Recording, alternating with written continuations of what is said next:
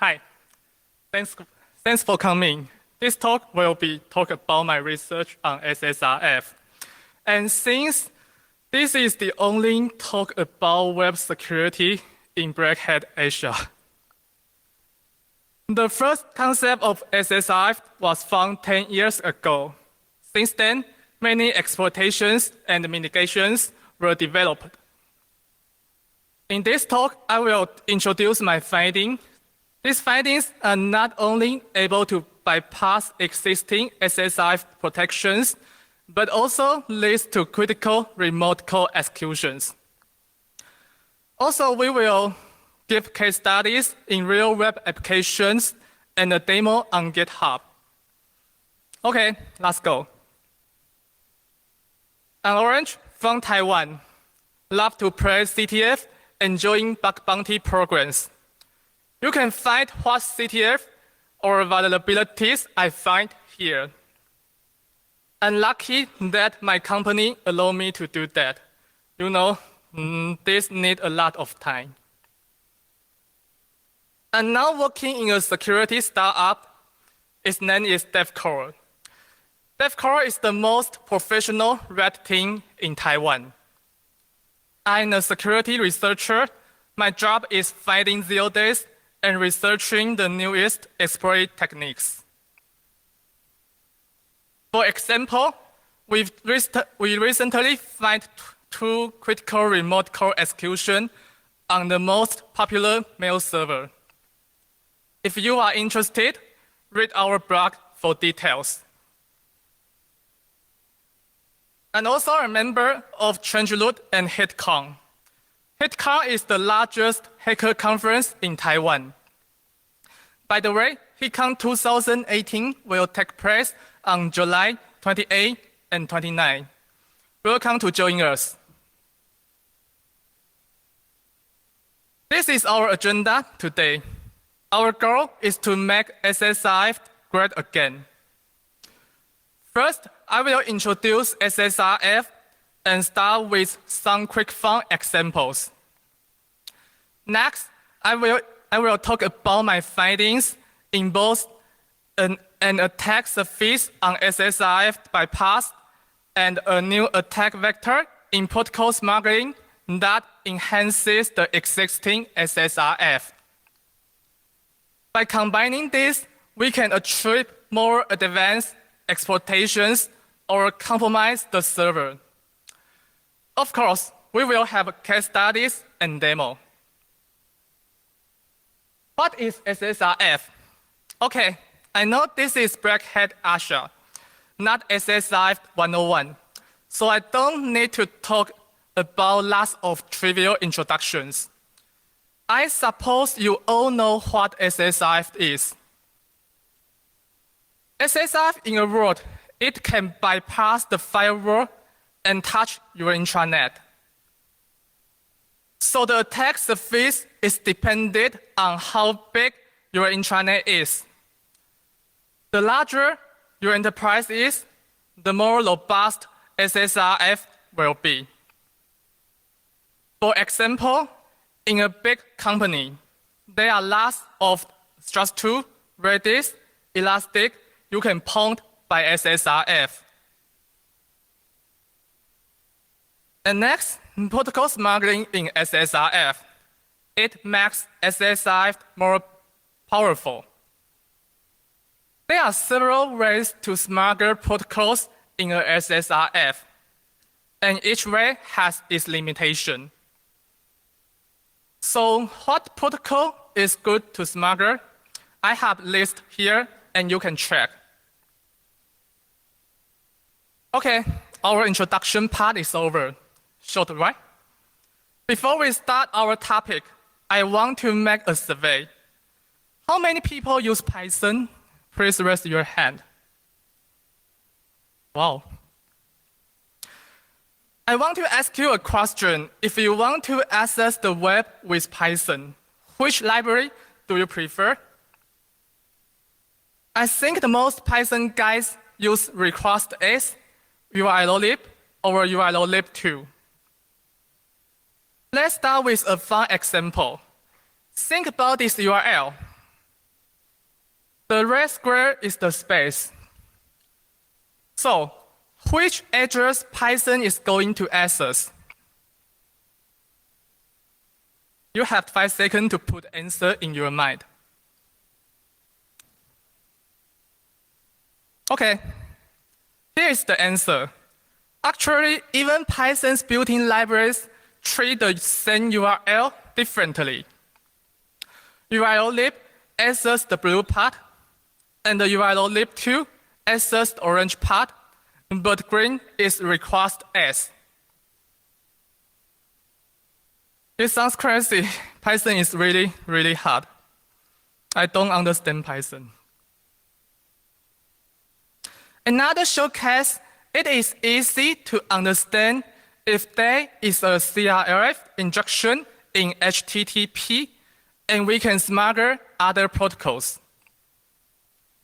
But as you can see, for the security concern, most of SNTP servers block the HTTP connection. If server finds the HTTP pattern, such as get slash or post slash in the incoming request, the server will cut off the connection. So SNTP has HTTP protocol, and it seems unexploitable. Somebody might say, you can use Gopher. We are not going to talk about Gopher today. Gopher is good, but what if there is no Gopher support? Gopher is too easy to block, and not all programming language supports Gopher. But in a SSRF, the HTTP always exists. So we focus on the attack scenario on the HTTP and HTTPS. Let's smuggle SNTP protocol over HTTPS. HTTPS is a secured protocol, so the payload will be encrypted. So how? Let's think about a question. What won't be encrypted in a SSL handshake? The answer is SNI, server name indication. We can send a HTTPS request on port 25 to bypass the limitation. Smuggle SNTP over SSL SNI, I think no one mentioned this before. During the SSL, the hello messenger will be the handshake that exchange the metadata between the server and the client. And there is a SNI extension which specified the remote hostname in this message. So what if we can disrupt the hostname? Yes, the yellow square. This space makes it possible to embed our malicious payload in the domain name. So you can see with the space, we can now inject new lines and data in the domain name. Okay, why this works? We used a trick in Linux glibc, and we will introduce later. The data separated by new lines is SNTP protocol we smuggled. Our command simply requests a SNTP server to send a mail. This is the request and the response in plain text. You can see there is no HTTP pattern such as get slash or post slash here. And the server still recognizes our payload as a valid command. So we exploit the unexploitable successfully. These two examples are interesting, right? Okay, let's go to our main content. I think there may be lots of bugs on URL parsers, so I designed a parser to find this problem out. The idea is simple. We add several groups in a URL and fill with random bytes. Our fuzzing model just tests all language implementations and find the weird one. Because we also fuzz the URL requester, so we need to ensure they are all in the local network. So we also set up a local DNS server and a local web server and IP tables to speed out all the process. For example, for the send input, every language return 127.1.1.1, but Perl return 127.2.2.2. So we compare the result and figure out the weird one is Perl. This is a real-world result. Our input is 127.0.0.1 / semicolon at 127.2.2.2. And you can see the result. The URL parser on JavaScript is different from others. So we can put more attention on why JavaScript have this behavior. I have released my parser on GitHub. You can find the source on github.com/orangetw tiny URL parser. Okay, so let's look what issues we find from my parser. Today, we prepared 4 sections to make SSRF great again. First part, URL parsing issues. This is all about the inconsistency between the URL parser and the URL requester. It is common to fix a SSRF by validating the URL. But validating a URL is a hard work. Why? The spec of URL is defined in RFC 3986, but only spec without implementation guidelines. WG is a community trying to define a modern implementation based on RFC. But in fact, programming language still prefer their own implementation more. So there are lots of mistakes on URL parsers. How RFC define the URL? This is the URL components defined in RFC 3986. They are totally 5 parts: scheme, authority, path, query, and fragment. And this is what we will cover today: the scheme, authority, and path. For the scheme, we only care about the attack scenario on the HTTP and HTTPS. For the authority and path, they are too complex to understand, and we will take a look later. Finally, as the query and fragment, I don't care. This is the big picture of the problems we will mention today. We classify the URL parsing issue into 3 types: poll injection, host injection, and path injection. So does protocol smuggling. Smuggling on path, smuggling on host, and smuggling on SNI. Consider the following code in PHP.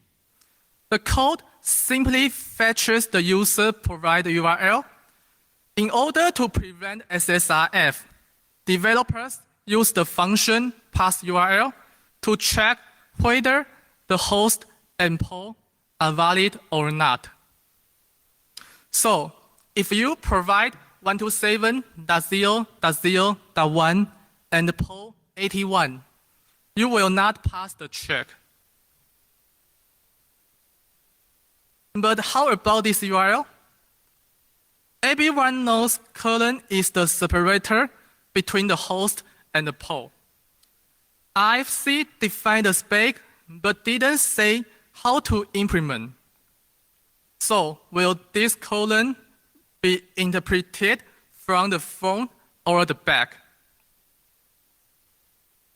It is interesting. For this URL, the PHP function pass_URL recognizes 80 as poll number. But actually, PHP read file fetches the poll number 11-11. Both pass_URL and read file are the built-in function in PHP, but their behaviors are very distinct. So we can use this inconsistency to bypass the check. And how about this URL? google.com @avo.com. This is another interesting case. Pass_URL will recognize google.com as hostname, but the read file fetches avo.com. This URL perfectly bypasses all the restrictions. But are you curious about which behaviors is the right one? Let's make a little survey. If you think google.com is the right one, please raise your hand. Okay, I think the domain avo.com already told you the answer. Several programming languages suffered from this issue, like PHP, Java, Curl, and Python. According to the IFC, the authority part is preceded by a double slash and is terminated by the next slash. So the appropriate authority part is google.com. Okay, if you don't like PHP, let's explore Curl. Curl is the world famous library, and there are lots of language bindings. Think about how Curl interprets this URL. foo@avo.com, poll80@google.com. Most parsers recognize google.com as a valid hostname, but Curl fetches avo.com. The inconsistency between the parser and Curl will also lead to security problems. I think we all agree that Curl is a world-famous library with lots of language bindings. Therefore, if an application uses its parsing library to check the URL, but fetch the results by Curl, it might be vulnerable. This is very common in PHP because PHP built-in HTTP library sucks. After I find this issue, I quickly report to the Curl security team, and their reply is in no time. But while checking the patch, I find we can simply bypass the patch by an additional space. But this is not the fault of Curl. This also uses a feature in Linux glibc, and we will talk about later. However, I think Curl can be more strict, so I report again. But this time, Curl team replied, Curl doesn't verify that the Curl is 100% syntactically correct. It is instead documented to work with URL and assume that you passed correct input. So Curl thinks this is programmer's problem, so this won't be fixed. But previous patch still applied on Curl 7.45. Okay, the next attack vector is about the Unicode failure on Node.js. Look at the following code. In order to prevent directory traversal, the code checks there is no ... in the path. So you can't access the file outside the sandbox directory. The question is, if there is a password file on the web root, how to access the file? The answer is using the Unicode symbol full with n. This URL actually accesses the file password on the web root. Okay, why? Let's explain. The JavaScript's internal process the Unicode string as encoding UCS2. So the Unicode symbol n will be represented in FF2E. And the tricky thing is the buffer string in HTTP module will fold byte, and the FF will be stripped. And the remaining part is 2E, the ASCII of dot. The server will identify the ... as the parent directory. So we can download the password file on the web root from remote server. The double full with n is new ... in Node.js HTTP module. What hell?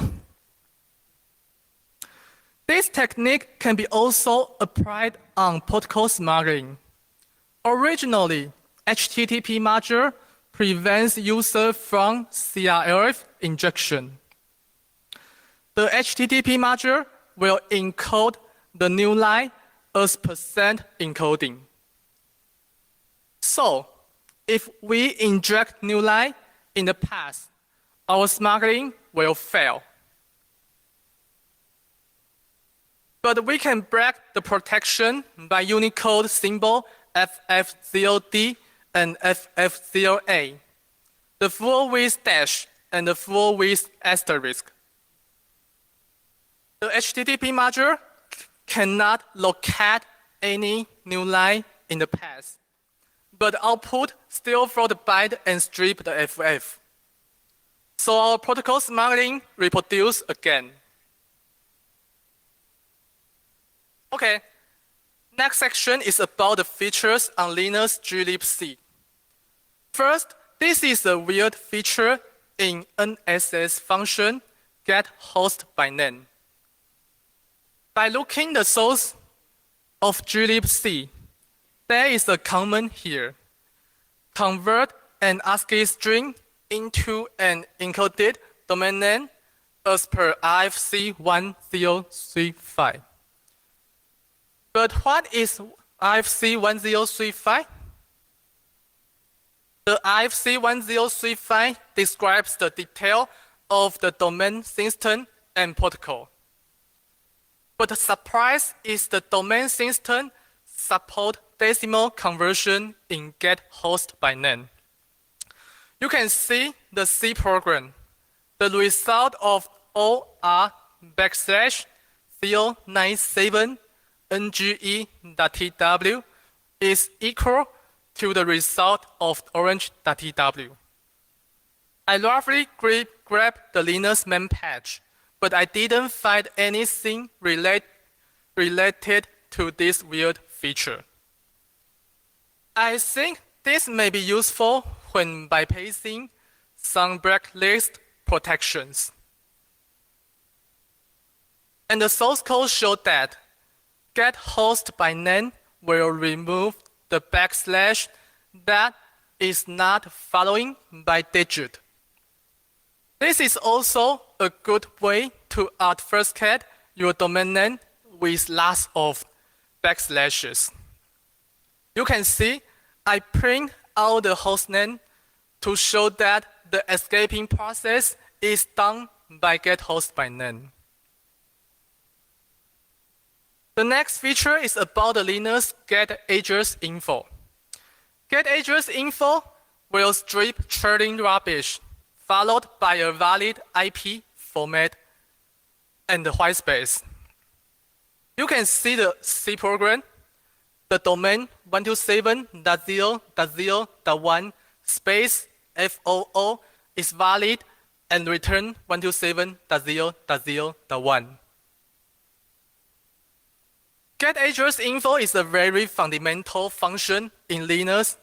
For example, the function get host by name in Python Saki module relied on Linux get address info. So the CRF FOO in the domain name will be removed. This makes it possible to do more complex attacks based on the polluted domain name. Okay, let's talk about how to exploit these features on URL parsers. URL parsers might recognize all the authority part as hostname, but HTTP requesters still fetch 127.0.0.1. The %2509 is a special one and need more explanations. Why double encoding works? After digging some library source, we find that libraries such as Perl decode the URL twice. So these patterns are useful when breaking some subdomain checks. And how to exploit NSS features on protocol smuggling. First, why this work? This is because that HTTP protocol 1.1 required a host header. And most of libraries embed the hostname into HTTP request. So the idea is, if we can inject new lines in the hostname, we have the ability to smuggle protocols in HTTP. For example, the data with new line in the hostname will be recognized as a valid Redis command. You can see we smuggle the sled of command over the HTTP protocol. By the way, the sled of is a useful command that you can make out of bound traffic. This is very useful trick when you are facing some blind SSRF. SNI injection is also the same idea. During the SSL, the SNI extension will embed the hostname in the hello message. So if we inject new line in the hostname, we can find out the command in the encrypted message.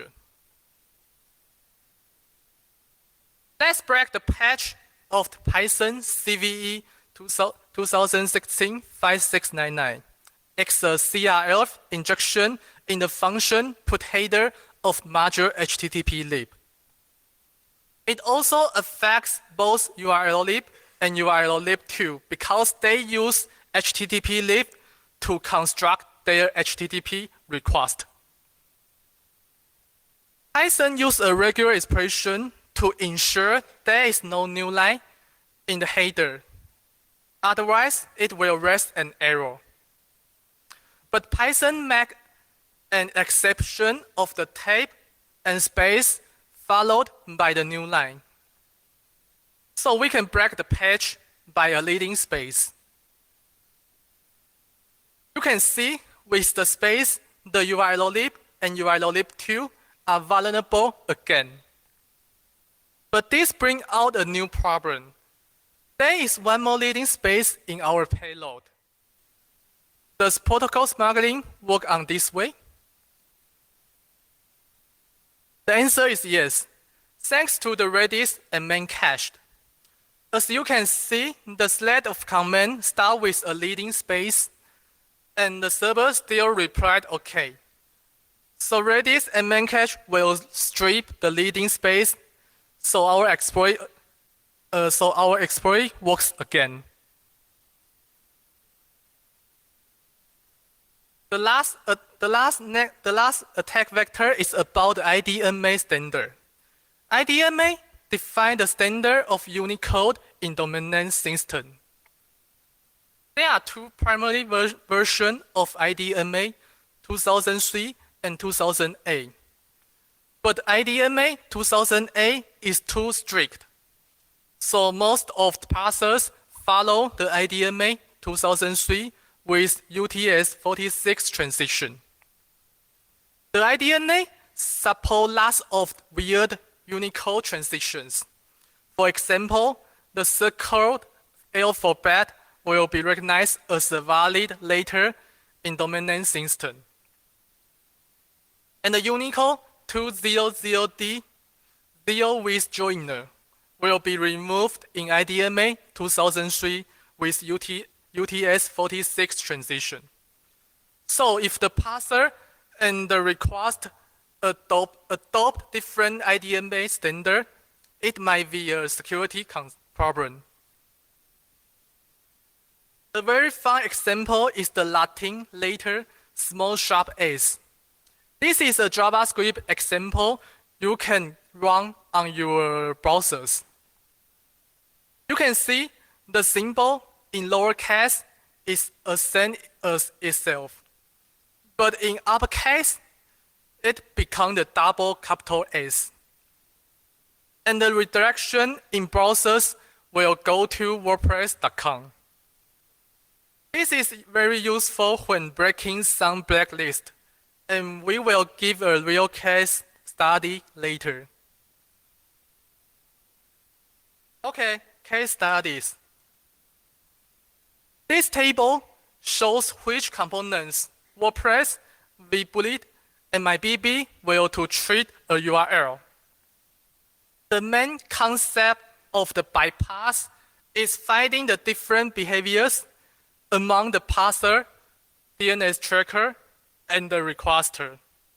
If you find one, then you have the ability to bypass the restriction.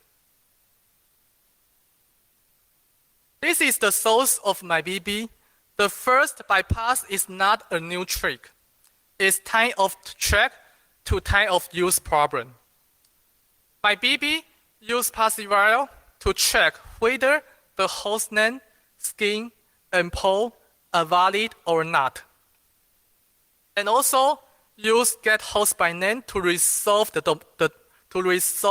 domain to ensure that the address is not in blacklist. So if the URL passed all the track, MyBB will fetch the URL by curl. The problem is the state of track and the state of use can be different. We can set up a DNS server and lead the first query to a non-blacklist address, such as 1.2.3.4. After we pass the track, MyBB will fetch the URL by curl. The curl will query the domain name again. At the moment, we change the DNS record to 127.0.0.1. So the state in track is 1.2.3.4, but the state in use is 127.0.0.1. So that we can bypass the protection. The next bypass is about the support of IDMA standard. Curl is a very intelligent library which can automatically convert the global domain name to an IP address. But PHP getHostByName can't. This inconsistency also leads to the SSRF bypass. You can see for the URL, getHostByName will return false and pass the check, but the curl still fetches 127.0.0.1. The last bypass is the inconsistency between the parser and the requester. We mentioned several URL parsing bugs before. By using these bugs, we can bypass all the restrictions. For the number sign bug, the parse URL recognizes google.com as hostname, but curl fetch 127.0.0.1. This is handy, but has been fixed in PHP 1.0.13. If you don't like PHP, you can still exploit the bug in curl, and the result is the same. This bug is also fixed in curl 7.15.4, but most of the patches didn't keep up. For example, the lib curl in Ubuntu, in the latest version of Ubuntu is still 7.52.1. So I think most systems are still on the thread. Or you can use the space technique we mentioned before. And about this issue, curl won't fix. Okay, let's see our last case study, GitHub Enterprise. GitHub Enterprise is a local version of GitHub that you can deploy a whole GitHub service in your private network. Most of the code are written in Ruby on Rails and at FirstCat. The code base of GitHub Enterprise seems to be same as github.com, and there is an environment variable that you can switch the mode from enterprise version to .com version. So if you want to study the security on GitHub, I highly recommend GitHub Enterprise to you. In this case, I will show you a beautiful exploitation that turned 4 vulnerabilities into a critical remote code execution. It also won the best report in GitHub third bug bounty anniversary. While playing GitHub Enterprise, I noticed there is an interesting feature called webhook. Webhook can define a custom HTTP callback when specific Git command occurs. GitHub uses Ruby Gin validity to fetch external resource and prevent users from SSRF by Gin validity restrict IP addresses. The Gin seems to be just a simple blacklist and can be bypassed by a 0. In Linux, the 0 stands for localhost. So we got a SSRF now. However, we still can't do anything. Why? There are several limitations in this SSRF, such as this SSRF only allows the scheme HTTP and HTTPS, and we can't change the scheme by the 302 redirection. This is also a post-based SSRF. We can't even control the header or the post data. The most important thing is there is no CRF injection in this SSRF. So we have a SSRF, but with lots of limitation. My next idea is there any service we can leverage? It is a bit work. There are several services inside, and each service based on different language implementation, such as C, C++, Go, and Python. With a couple of days digging, I find there is a service called Graphite on port 8000. Graphite is a highly scalable and real-time graphing system. Of course, we find another SSRF here. The second SSRF is simple. Graphite just fetch the URL from the get parameter. So we have 2 SSRF now, and we can combine these 2 SSRF into a SSRF execution chain. And we successfully switch a post-based SSRF into a get based SSRF. The third bug is the SSRF injection on graphite. As you can see, the implementation of the second SSRF is Python HTTP lib. Earlier, we mentioned that HTTP lib suffered from SSRF injection. So, with the SSRF injection, we now have the ability to smuggle protocols in this SSRF execution chain. However, the next problem is what protocol did I choose to smuggle? I spent lots of time to find out what vulnerabilities can be triggered if I can control the Redis or main cache. While reviewing the source, I am curious about why GitHub can store Ruby object in main cache. After some digging, I find GitHub used RubyGen to store the cache, and the cache was wrapped by Marshall. It's a good news to us. Everyone knows Marshall is very dangerous. So our goal is very clear. We use our SSRF execution chain to store malicious Ruby object in main cache. The next time GitHub fetches the cache, the RubyGen will deserialize the data automatically. And the result is we got a remote code execution. Here is the final payload. There are several paths. The red path is the first SSRF bypass in webhook, combined with the blue path, the second SSRF. The yellow is the main cache protocol we smuggled. And the final dark blue part is our malicious Ruby object.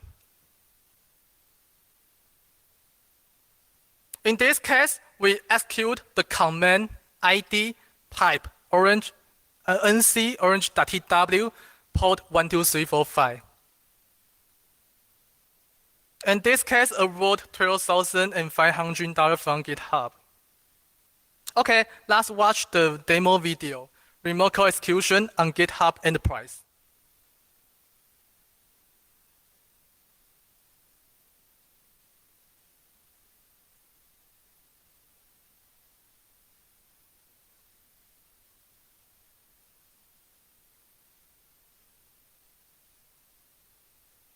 Okay, this is GitHub Enterprise. It's very similar to github.com. The version is 2.8.6. In order to add a webhook, we open our profile, repository, and settings. Click Hooks and Service and add a webhook.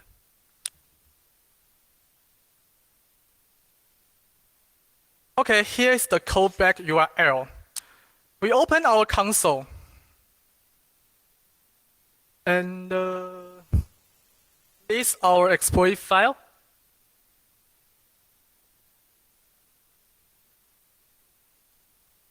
And run the exploit. Here is our SSRF payload. We pass the payload to the GitHub Enterprise.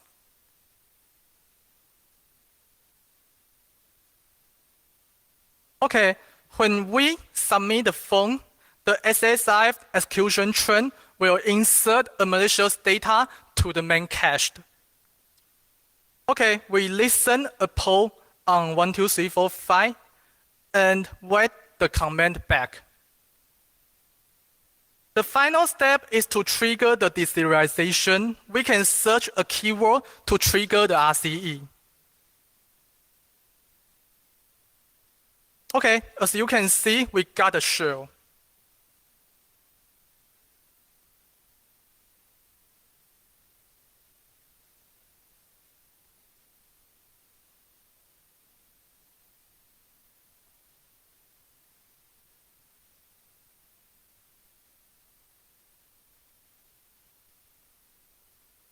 Okay, mitigations. How to prevent such attacks in SSRF? From two aspects. For application layer, use the only IP to connect and remember, don't reuse the URL that user provided. For network layer, use firewall or network policy to block internal traffics. There are also projects that designed to prevent you from SSRF attacks. SafeCurl by Finite or Advocate by Jordan Mile. Okay, summary. First, we introduce a new attack surface on SSRF bypass, include the issue on URL parsers and the inconsistency between the IDNA standards. Second, new attack vectors on protocol smuggling. We showed that weird feature on Linux glibc and the Unicode failure on Node.js. These issues can inject malicious payload in a valid HTTP request to bypass the firewall and touch the intranet services. The last, we give case studies on such Python, MyBB, and GitHub. First work, maybe someone or I can do in the future. Finding similar URL parser issues on OAuth, modern browsers, or cache server, or proxy server. Okay, this is the end of my presentation. If you had further questions, here is my contact information, orange@changelog.org. Or you can find me on Twitter, orange_A361. Thanks for staying with me. Thanks.